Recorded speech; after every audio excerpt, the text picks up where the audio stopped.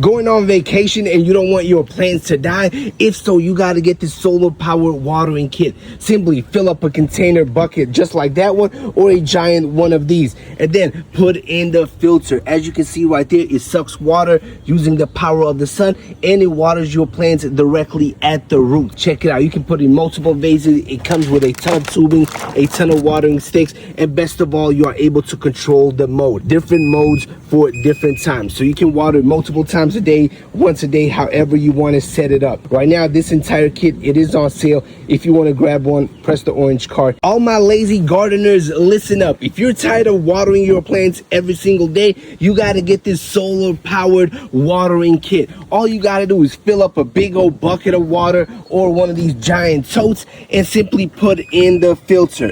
Once the filter is in there, it will pull water into each one of these plants. Best of all, it comes with a lot of tubing and a lot of watering sticks and everything that you are going to need to set it up. So power of the sun uses the water to water your plants directly at the root. Right now it is on sale, so if you want to grab yourself one, the link is right there. Let me show you the coolest plant watering system from the TikTok shop. As you can see, it comes with a solar panel.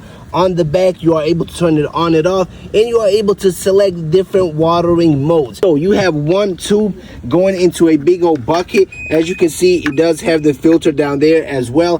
Check it out. So simply put this in a big old bucket, and then you have these blue watering sticks that go inside of the plant. So once the motor is on, the water comes through and directly waters the roots, and you can pretty much put it in as many vases as you want. This thing is absolutely amazing. Right now it is on sale, so if you want to grab yourself this watering kit, the link is right there.